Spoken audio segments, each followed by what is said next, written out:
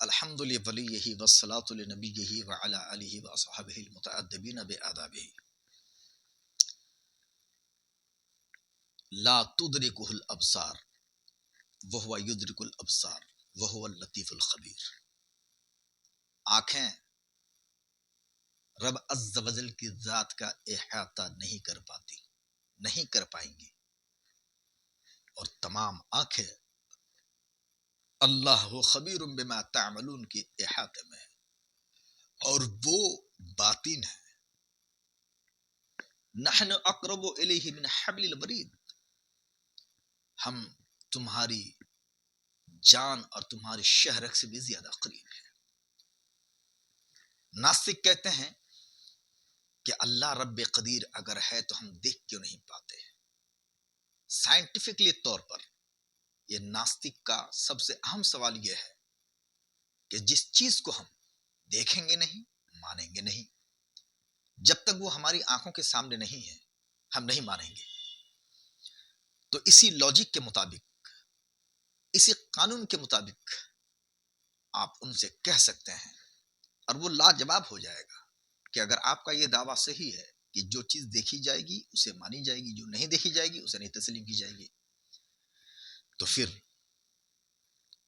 آپ کو خوشبو بدبو دونوں کا احساس ہے۔ ظلم و انصاف اس چیز کو بھی آپ مانتے ہیں، عقل و شعور کو بھی آپ تسلیم کرتے ہیں، یہ اچھا ہے یہ خراب ہے یہ بھی آپ مانتے ہیں۔ آپ کو ہوا بھی لگتی ہے، آپ کو ٹھنڈک بھی لگتی ہے، گرمی بھی لگتی ہے، پیار محبت احساسات، کسی سے نفرت کرنا، کسی سے محبت کرنا، یہ ساری چیزیں، یہ سارے احساسات وہ ہیں کہ یہ لیبارٹری میں نہیں آ سکتی ہیں۔ تو اس کا مطلب یہ ہے کہ جو لیبارٹری میں نہیں آئیں گی تو آپ نہیں مانیں گے، تو پھر ان چیزوں کا انکار کر دیجئے۔ کوئی بھی عقل مند، کوئی بھی مائنڈڈ آدمی ان چیزوں کا انکار نہیں کرتا، بلکہ وہ دل سے تسلیم کرتا ہے کہ نہیں یہ چیزیں ہیں۔ میرے بھائی، تو پھر وہی سوال کہ جب ہے تو ہم دیکھ کیوں نہیں پاتے۔ دیکھیے، پہلی بات تو یہ کہ دیکھنے کے لیے صرف ماتھے کی آنکھیں کافی نہیں ہیں۔ دیکھنے کے لیے دو طرح کی آنکھیں ہیں، ایک وہ آنکھ ہے جو سامنے ہے، اور ایک وہ آنکھ جو یہاں اندر موجود ہے۔ اگر انسان کی یہ آنکھیں ختم ہو جائیں، وہ اگر اندھا ہو جائے تو فرق نہیں پڑتا، لیکن یہ آنکھیں جو اندر ہیں سینوں کے اندر، یہ محفوظ ہونی چاہیے، سالم و صحیح ہونی چاہیے۔ اگر آپ کے سینوں کی آنکھیں سلامت ہیں تو آپ یقیناً ان آنکھوں کے ذریعے سے کائنات کے وجود کا جو سبب ہے آپ اسے جان سکیں گے، اور یہ جو یونیورس ہے اور اس یونیورس کے اندر جو ساری چیزیں ہیں، ان تمام چیزوں کا کوئی نہ کوئی خالق ہے، کوئی نہ کوئی اس کو وجود دیا ہے۔ اگر آپ کے اندر کی آنکھیں سالم ہیں تو آپ دیکھ پائیں گے، محسوس کر پائیں گے۔ تاہم ایک دلیل ہم دیتے ہیں آپ کو کہ جو چیز جتنی بڑی ہوتی ہے وہ اتنی ہی نظر نہیں آتی ہے، اور اللہ کی ذات سب سے بڑی ہے، ہر چیز میں ہے، ہر چیز میں اللہ کی ذات ہے، مگر وہ اتنی بڑی ہے کہ آنکھیں اس کا احاطہ نہیں کر سکتی ہیں۔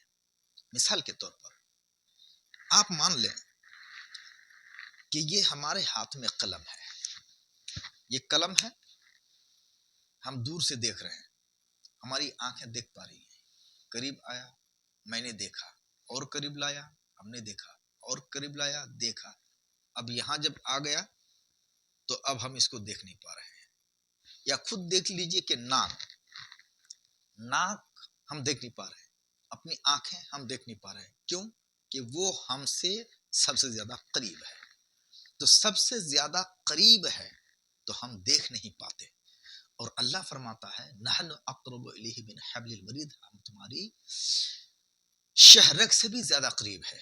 تو اللہ اتنا قریب ہے کہ ہم اس کو دیکھ نہیں پاتے، لیکن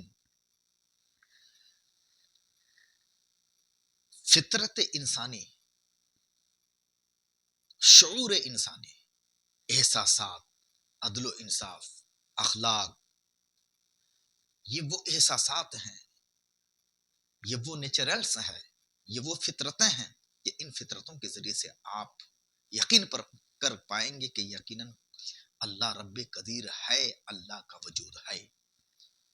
तो मेरे मेरे प्यारे भाइयों, मेरे दोस्तों, यकीनन दौरे हाजिर के ये उभरते हुए सवालात आए दिन उभरते रहते हैं, और आपका ताल्लुक बिल्लाह और आपका जो एक कनेक्शन है अल्लाह अज़्ज़ा वजल की जात से, कनेक्शन ऑफ गॉड जो आपका है, इसको लूज करने के लिए ये शैतान अकल अपने हरबे इस्तेमाल करती रहती है।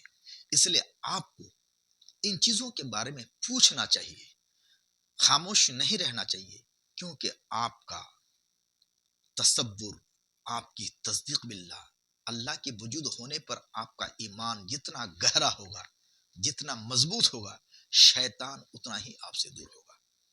इसलिए जरूरी है कि फकत सुनी सुनी बातों को आप मान ना लीजिए, क्योंकि सुनी सुनी बात को जब जहन में आप रख लेंगे और उस पर कन्फर्म तौर पर जब तक आप यकीनी हद तक जब तक आप मालूमात हासिल नहीं कर लेंगे, तो फिर शैतान के हाथ का आप खिलौना बन जाएंगे। इसलिए ज़रूरी है कि आप उलमा से करीब हों, कुरान से करीब हों, और इस तरह के उभरते हुए सवालात को आप जानने की कोशिश करें। बेहतरीन उलमा आज हमारे यहाँ मौजूद हैं, आप उनसे पूछे मालूम करें। वजूद खुदा पर आप अकली नकली दलाइल के जरिए से आप इत्मीनान हासिल करें, क्योंकि आपका खुदा के वजूद पर जितना इत्मीनान हासिल होगा, इबादत की तरफ आपका वजूद आपको मजबूर करेगा। जिस कदर खुदा की ज़ात से आपकी वाबस्तगी बढ़ेगी, जितना आप खुदा से करीब होंगे, खुदा के वजूद पर आपको जितना यकीन होगा, विश्वास होगा, फिर मौत के बाद क्या होने हैं, फिर दोबारा पैदा होना है। कमा बदअना अव्वलन, जिस तरह के हमने शुरू में पैदा किया था वैसे फिर हम पैदा करेंगे।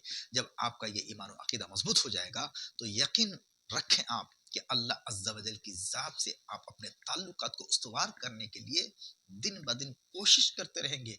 आपका ईमान, ताल्लुक बिल्लाह, वजूद बारी पर यकीन और विश्वास आपका जितना मजबूत होगा, आपका अमल भी उतना ही आपका साथ देगा, आपका अमल भी उतना ही मजबूत होगा।